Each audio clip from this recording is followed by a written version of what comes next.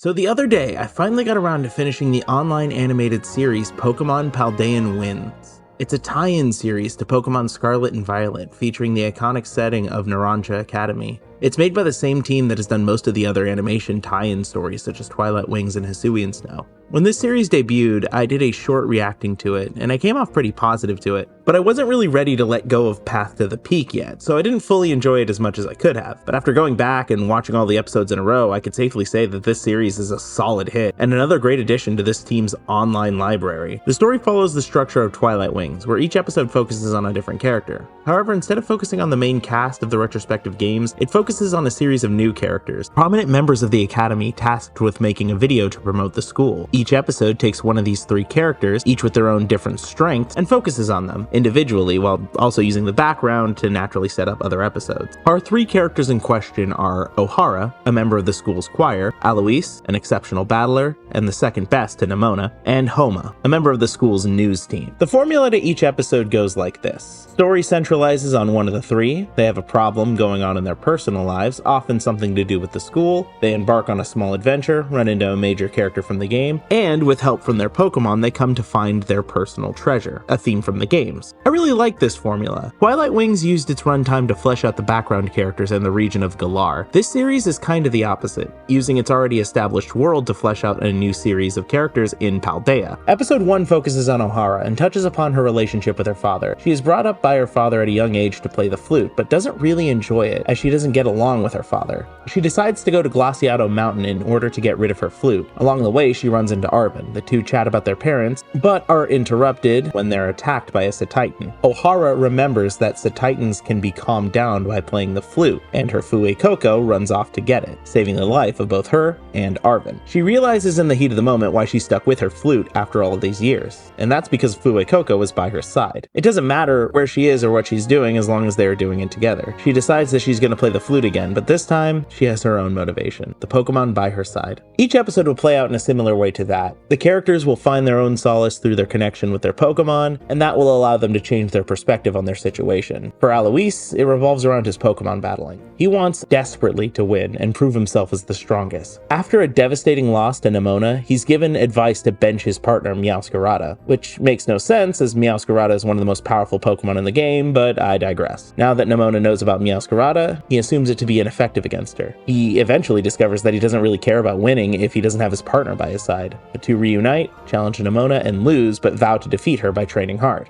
Homa's episode is probably the weakest in my opinion. He essentially goes to a Team Starbase to write a report for the school paper. It's still a great piece of animation, with everything we know about him so far coming into play, but coming off of the last episode, it's not quite as strong. It probably has something to do with the fact that O'Hara and Alois's stories were far more personal, while Homa is just trying to write an article that his peers will like. Quaxley evolving into Quaxwell was very cute though. Again, I don't hate it, it's just the other two were better. One thing I really like is the little details. I mentioned in my short that the intro segment with the Tinkaton referencing the Pokedex was something I loved. They didn't have to do it, but it makes the episode it's in far more memorable. Characters will still appear outside of their respective episodes, and we get glimpses into their personalities that either go on to set up something in the future episode, or will play off something that we already know from their episode. One thing I really liked was that in the episode about O'Hara, there's a scene where Alois takes a bite into a candy and realizes that it's spicy and calls it a dud. The audience isn't quite cued into what he means by this, but in his episode, it's expressed that he would always split one of these candies with Meowscarada as a good luck ritual. I like this because with all of the cases, their unique quirks and growth stays with them, even when they're not the focus of a given episode. This works because it never feels like these characters are just forgotten about when it's not their turn. The final episode is actually the video in question, and the cool thing about this is that it's actually the video from the start of the game, Scarlet and Violet. Not one-to-one, but that is the implication. They managed to get a few cameo appearances from major characters in Paldea, such as Iono, Rhyme, and we're shown that the main character is watching it in their room. Overall, I really dig this series. I love the Paldea games and its world, and this just gives me more to love about it. It expands on the theme of personal treasure that these games carried and gives us something truly special. Thank you for watching. I hope you enjoyed the video. I know there's one Pokemon property I still have to tackle, and trust me, I'm working on it. That one is extremely special to me personally, so I'm taking my time with it. That being said, it won't be my next video. My next video is actually going to be a collaboration with the YouTuber Bizarro Guy. We're going to be reviewing Rick and Morty Season 7, so if you don't want to miss it, be sure to subscribe.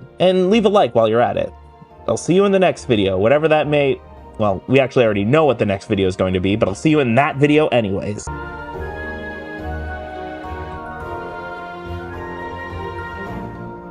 Yes, before you type that YouTube comment, I know his name is pronounced Alicus, but the recording was done before I realized that mistake, so apologies. How about that Pokemon Presents? Writing and recording the night before the new announcement, so I'm sure it was, something.